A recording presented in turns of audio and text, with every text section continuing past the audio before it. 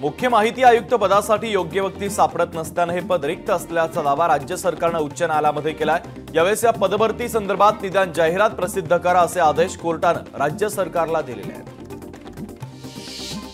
Home guard भत्त्यांमध्ये वाढ करण्याचा प्रस्ताव आर्थिक अडचणीमुळे फेटाळण्यात आलाय। होमगार्डच्या प्रतिदिन भत्ता हा 570 रुपये असून मागील 5 वर्षांमध्ये त्यात वाढ करण्यात आलेली नाहीये। माजी गृहमंत्री अनिल देशमुख आज सकाळी 8:30 वाजता प्रसार माध्यमांसोबत संवाद साधणार आहेत। देशमुख हॉटेल रेसिडेन्स ब्ल्यू येथे संवाद साधणार असून ते नेमकं काय बोलतात याकडे राजकीय वर्तुळाचे लक्ष असेल। उपमुख्यमंत्री अजित पवार आज पुण्याच्या दौऱ्यावर आहेत। ते पुणे दौऱ्याच्या अंतर्गत अजित पवार हडपसर आणि मुंढवा भागात विकास कामं तसंच पाहणी दौरा करणार आहेत।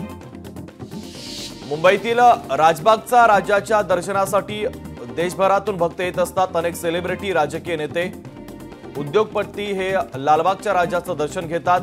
मनसे अध्यक्ष राज ठाकरे यांनी लालबागच्या राजाचं ते दर्शन घेणार आहेत। माजी केंद्रीय मंत्री सुरेश प्रभू यांच्या अध्यक्षतेखालील समितीने नवीन राष्ट्रीय सहकारी धोरणाचा मसुदा तयार केलाय। पुढील 2 ते 3 महिन्यांमध्ये हे नवीन धोरण जाहीर केलं जाण्याची शक्यता आहे।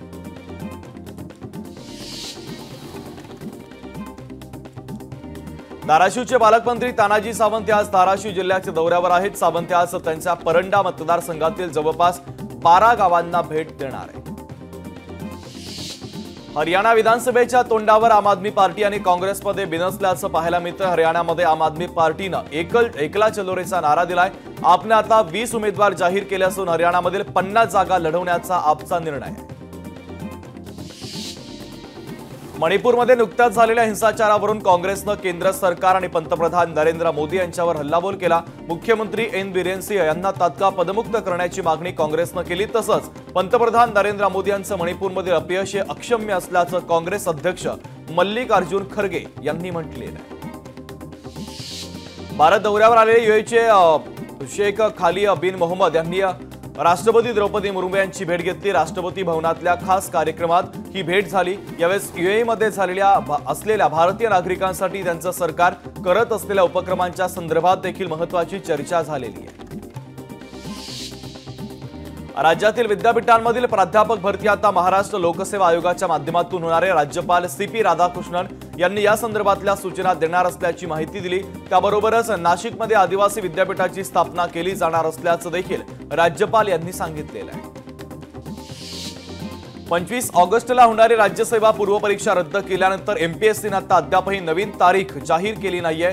15 दिवस उलटून देखील एमपीएससी कडून काही सूचना न आल्याने विद्यार्थ्यांची न्यायालयामध्ये जाण्याच्या तयारीत विद्यार्थी असल्याचं पाहायला मिळत आहे। मंकीपॉक्सचा पहिला रुग्ण आढळून आल्यानंतर केंद्र सरकारने सर्व राज्यांना संशयित रुग्णांची तातडीने तपासणी करण्याचा सल्ला दिला। याबाबत केंद्रीय आरोग्य मंत्रालयाने मार्गदर्शक सूचना जारी केलेल्या आहेत। मध्य आणि कोकण रेल्वेवर पनवेल ते मडगावच्या दरम्यान अतिरिक्त 2 गणेशोत्सव विशेष रेल्वे गाड्या चालवण्यात येत आहेत। या 15 सप्टेंबर रोजी या गाड्या धावणार आहेत। केंद्रीय अर्थमंत्री निर्मला सीतारामन यांच्या अध्यक्षतेखाली जीएसटी परिषदेची 54वी बैठक पार पडली। 2000 रुपयांपासून अधिक रकमेच्या ऑनलाईन पेमेंट्सवर जीएसटी लागू केला जाण्याची शक्यता होती। मात्र जीएसटी परिषदेने कालच्या या बैठकीमध्ये निर्णय घेतलेला नाहीये।